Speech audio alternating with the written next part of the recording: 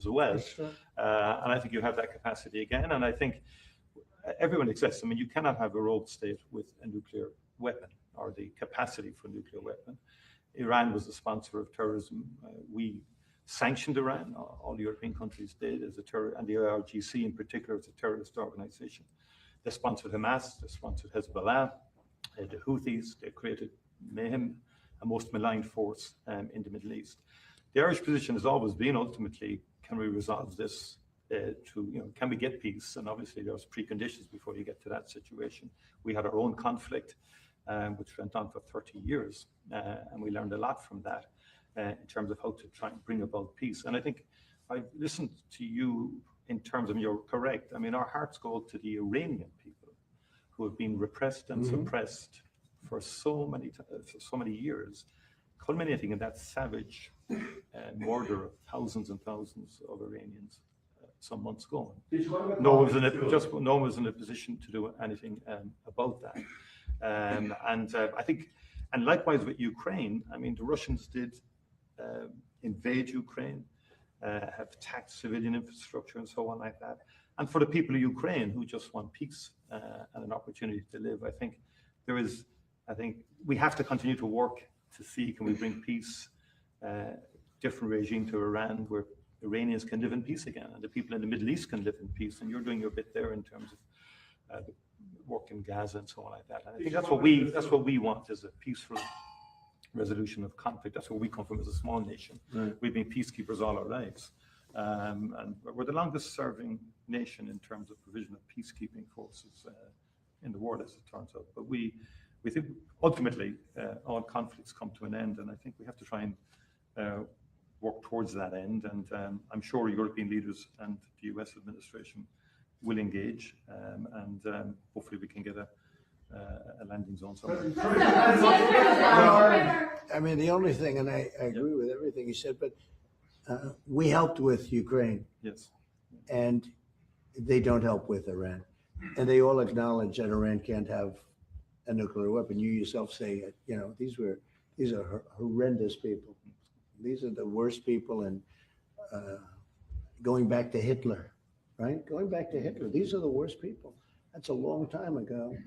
And there's been nothing close. Every problem, so many deaths, 90% of the people that got blown up by landmines, they loved them. Soleimani, we killed him. If we didn't, it might be a different story, because he was a horrible person, but he was a very powerful person and leader, smart.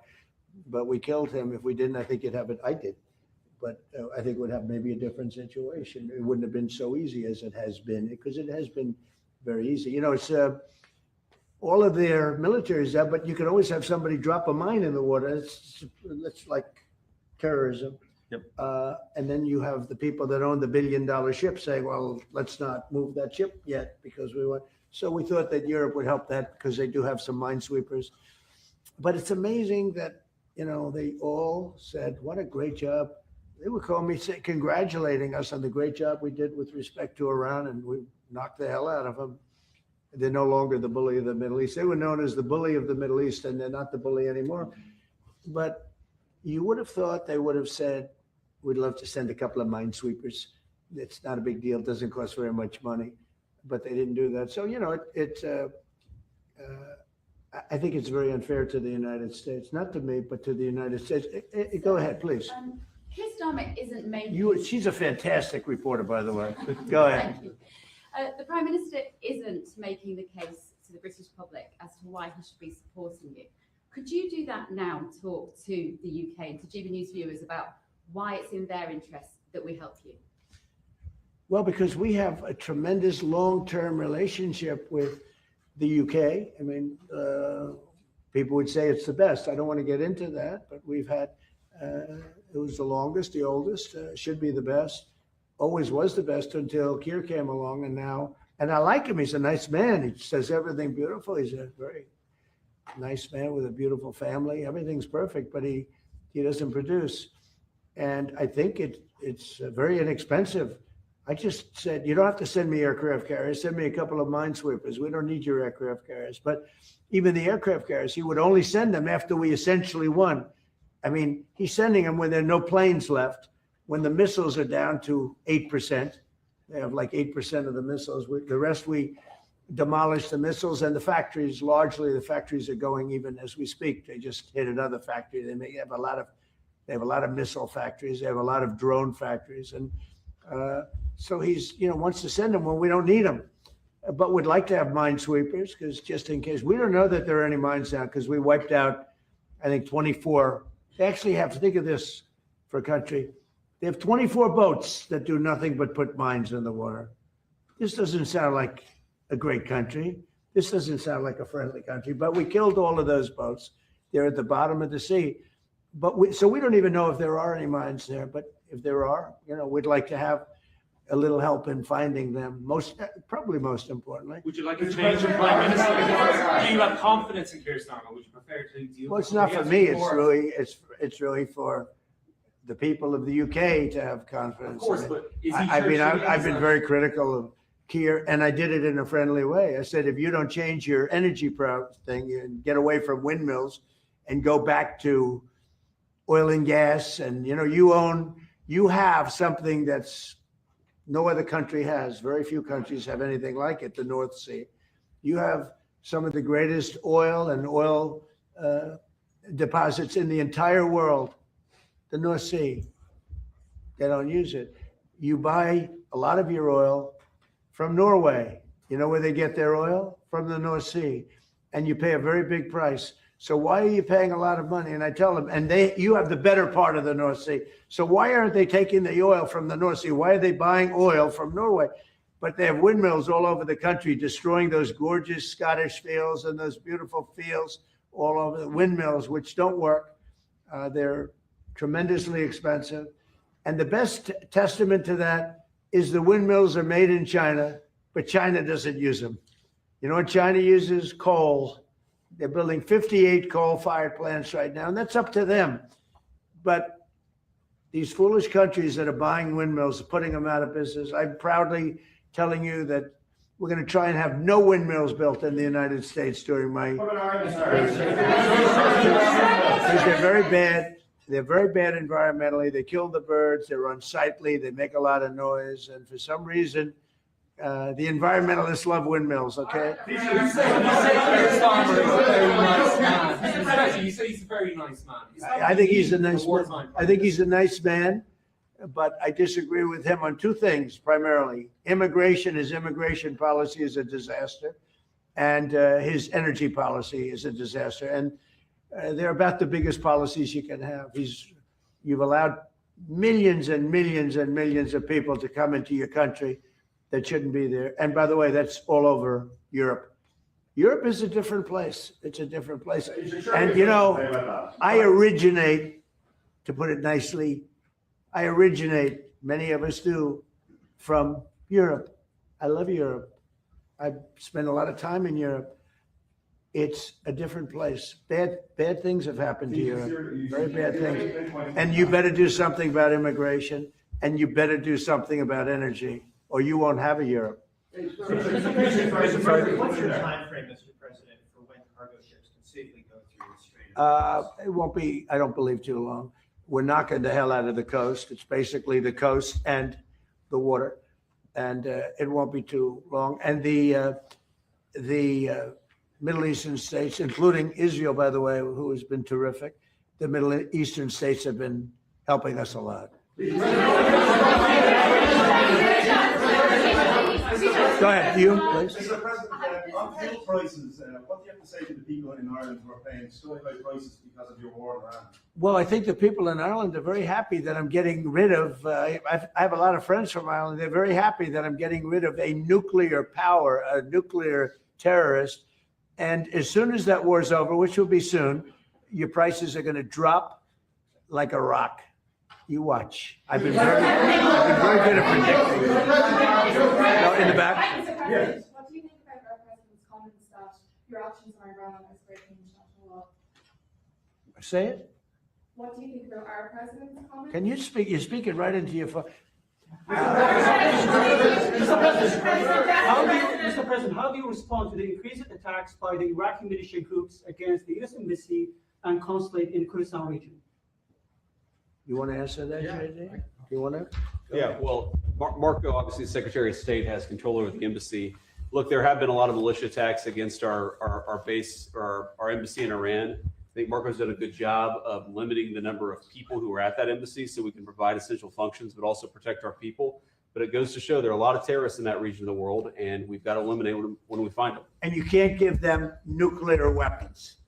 You can give them rifles, you can give them guns, you can't give them nuclear weapons. I think we agree Agree on very that. strongly on that. What's Please. the basis on the immigration point? Yes, excuse me. Just first of all, I would say like Europe is still a very good place to live in. Good. A lot of, just to let you know. I'm glad to hear that. And our view is you have to have robust and fair rules around migration. But on the other hand, a lot of people, within the European Union, we have free mobility of people. And in Ireland, our population is growing, but in a very positive way. Our economy is going well because we're attracting a lot of people from Europe and beyond into work legally and validly in our country. In fact, I'd love if we could develop a legal pathway between the US and Ireland into the future because of our history and so on like that, that we could have a legal pathway because no one is in favor of illegal migration or and so forth. So you have to have robust rules for that. But fundamentally, I think sometimes Europe gets characterized wrongly in terms of it being overrun or whatever like that. It's much more robust now. It's much more stronger mechanism in place to facilitate legal migration. I think it's important that understanding is there. We need more economic growth in Europe. It doesn't have the same focus on innovation as you do here in the US. We discussed that earlier with the Vice President in terms of technology, in terms of AI. We need to pivot more to innovation as opposed to regulation.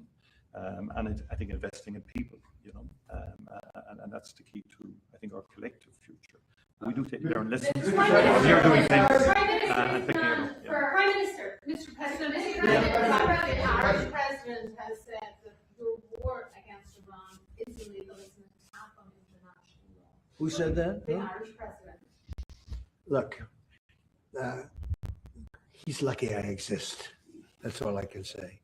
Because if you're going to allow countries that are sick and demented, and they are demented, to have nuclear weapons, everybody in the whole world should be very thankful. And I'm disappointed in NATO, very disappointed. I'm disappointed in a couple of other countries too. But they should be very thankful that this group of people feels the way we do. Because if a country like Iran was allowed to have the power of a nuclear weapon, if we didn't stop them, I stopped them twice. I stopped them my first term when I terminated the Iran nuclear deal, which was Barack Obama's deal. It was maybe the worst deal I've ever seen. It gave everything to Iran, including billions of dollars in green cash. I don't mean cash, I mean green cash flown over by airplanes. I can't to this day believe that was allowed to happen. And come to think of it, it would be a good thing for somebody to look at. Does the president have the power to hand hundreds of millions of dollars of cash to terrorists? But it began with that, and I terminated that deal. If I didn't terminate that deal, we might not be here right now. If I didn't terminate that deal, unbelievable nuclear holocaust would have taken place. And then I did it a second time when we hit them with the B-2 bombers, and we totally obliterated their potential nuclear weapon that they would have had in less than 1 month. They think 2 weeks, but in less than 1 month. And it would have been, I believe it would have been a much different world than it is right now. We have to go, we're going to a lunch, so maybe we'll take one more nice question. Can I ask you how you're doing with your legal case against the BBC and their fake news documentary? Well, the BBC was incredible. What they did is they had me speaking something I never said. And I've never seen anything quite like it. CBS had that. We had the situation on 60 Minutes, and not the current owners, the past owners. The current owners, I think, are good, Ellison. But BBC took it a step further. They actually they put words in my mouth, and I said some pretty bad things. And I didn't say them. It was AI generated. And I said, I never said that. In fact, some of my people said, wow, that was pretty bad stuff you said. I said, what did I say? I'm pretty good at this stuff. I mean, if you can go through years of these press conferences and you're a popular president of the United States that won in a landslide, that won all 7 swing states, that got record numbers of votes. I mean, so I guess I'm okay at this stuff. I said, I never said that. And then we found out it was AI generated. And they admit they made a mistake. BBC. But I watched them this morning for some crazy reason, and it was so inaccurate. Their reporting on the war was unbelievable. We have decimated that country. And if you watch BBC, it's almost like they're fighting us to a draw. They're not fighting us to a draw. It was very inaccurate news. It was fake news. So I'm very proud of the term fake news because it was my term. I came up with it, but it's no longer accurate. It really is. It's corrupt, fraudulent news. It really is. It's fraudulent. It's not just fake. It's beyond fake. It's really criminal what they do. But I watched BBC this morning, and I don't know much about BBC other than what took place, because people were calling me saying, that was a terrible thing you said. I said, what did I say? And I said, I never said that. And when we checked it, do you agree? They agree. It was somehow generated, I guess, by AI or something, with me saying unbelievable. So we brought a lawsuit against them. They admit they're guilty, but we'll see how it comes out. Thank you. I like that question. I like that question. Thank you very much. We'll see you later. Thank you.